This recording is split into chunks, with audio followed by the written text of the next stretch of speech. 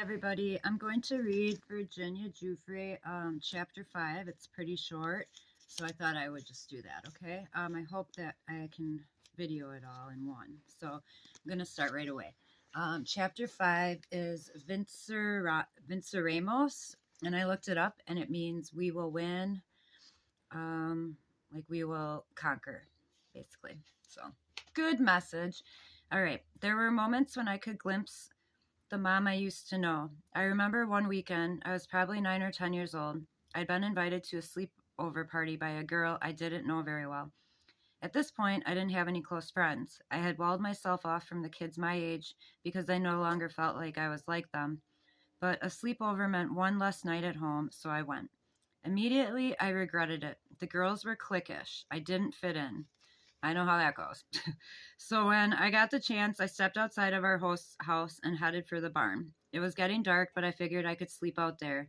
Inside the barn, I found myself face to face with a horse that was locked in its stall. A bonus, I thought. I wasn't alone. But as my eyes adjusted to the dim light, I saw that the horse was having trouble moving. Peering into the stall, I saw the animal was standing in several feet of its own excrement, a captive, left to drown in its own shit. I may not have been able to save myself, but there was no way I was leaving this horse behind. I marched straight into the kitchen and I called my mom. Mom, you need to bring the trailer, I told her when she picked up. You need to do it right now. And you know what? She believed me. It wasn't long before Mom pulled our horse trailer into the driveway.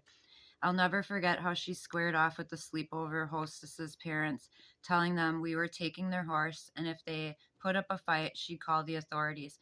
We packed up the poor animal, whom we'd soon rename Baloo after the bear in the Jungle Book. I just called her Bluey because she had one brown eye and one blue eye. That's weird. That's the name of my motorbike, is Bluey. Anyways, because it's blue. And drove her home. In that moment, I felt proud of myself and of my mom. We banded together and done something good. Oops, I want to show my shirt. Sorry. In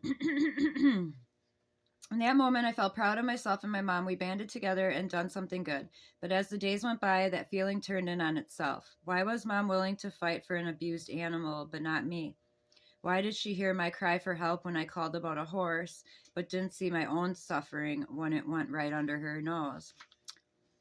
There was one woman in my life, though, who didn't make me feel like an afterthought. I'd met Ruth Maynor in 1989 when she and her husband and kids became our back gate neighbors.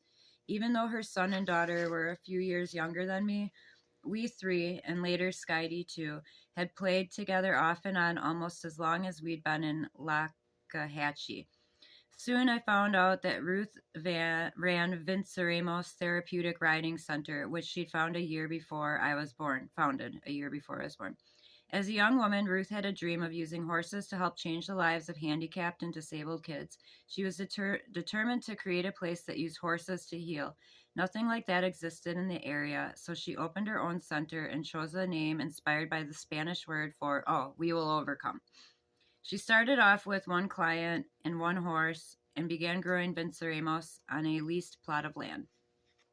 A few years later, Ruth's nonprofit needed a permanent home, and she managed to scrape together the money to buy a 15-acre parcel half a mile from my family's land. The place was pretty broken down when she bought it, but I didn't care. Ruth introduced me to Spring, her quarter horse, and to Malarkey, an Arabian who often let us ride all the way home to Rackley Road. Ruth called Malarkey her heart horse because of their strong connection. Sometimes when Malarkey was visiting Ruth's yard, Ruth would open a sliding glass door and Malarkey would walk right over and stick her head in the house. Ruth joked that Malarkey was watching cartoons with the kids, and I believed her. But it was a rescue horse named Millie that captured my heart. Millie was just 3 years old, but she had already been terribly abused. When Ruth adopted her, she had cuts on her legs that went all the way down to the bone. Usually the horses Ruth used for therapy were at least 8 years old.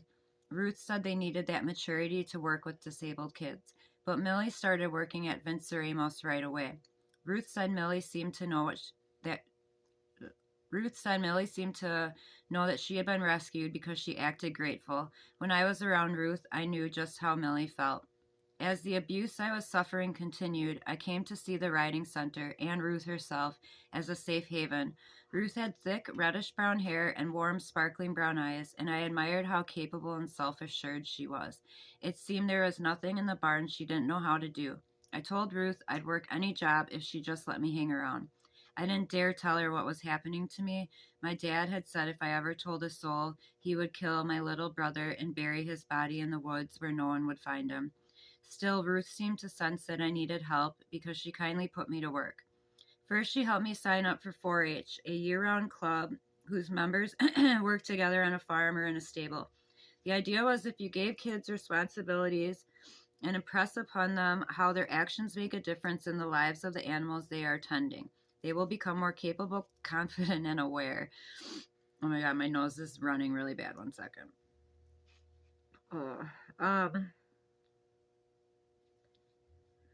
Back then, I'm not sure I could have told you what the 4-H's stood for. Heads, hearts, hands, and health. All I knew was that Ruth recommended 4-H and that joining would let spend me more time with her. I had already learned from Alice how intuitive horses were, but Ruth expanded my knowledge. A horse can feel a fly land on its back, she said. Imagine all it can feel from you. If you think it, the horse feels it. I already knew how to feed a horse, but now I learned about the different styles of riding and how to groom Alice properly.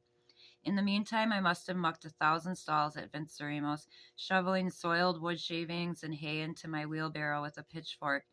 It felt good to scrub something clean.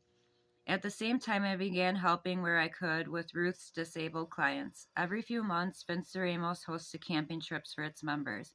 You know what? Maybe I might apply to a place like that. That would totally be something I would want to do. Anyway, okay. Eager to get out of the house, I begged Mom to let me go along to Dupuis State Reserve, Dupuis, a 2,000-acre park interspersed with ponds, wet prairies, and remnants of Everglades marsh. Officially, I went to help stake tents and tend animals, but I found I also connected with the kids who were blind or had cerebral palsy or other ailments. One girl, Maddie, was hearing impaired. Sitting around the campfire one night, I could tell she felt out of place, so I sat down next to her. We couldn't communicate really, but I made her smile by goofing around and toasting her marshmallows. Maddie didn't want to sleep in a tent, but her parents had a minivan, so we slept together there, rolling out our sleeping bags on the long, narrow back seats. Over the weekend, Maddie and I became wordless best buddies, kind of like me and Alice. Ruth praised me for sensing that Maddie needed a little extra TLC. But later I wondered if Maddie sensed the same about me. Though not disabled, I was definitely wounded with no end to my abuse in sight. It was Ruth who first taught me that horses reflect the emotions of their riders. When working with her most vulnerable clients, children with autism, say who had trouble identifying and communicating their feelings out loud, Ruth would often urge them to appraise the horse on whose back they were sitting. Is your horse anxious? She'd ask. Do you think he feels like you feel? Later, she'd tell that mirroring is just one superpower that horses have. Here's another one. As alert as they are to potential danger, horses don't carry fear with them all the time.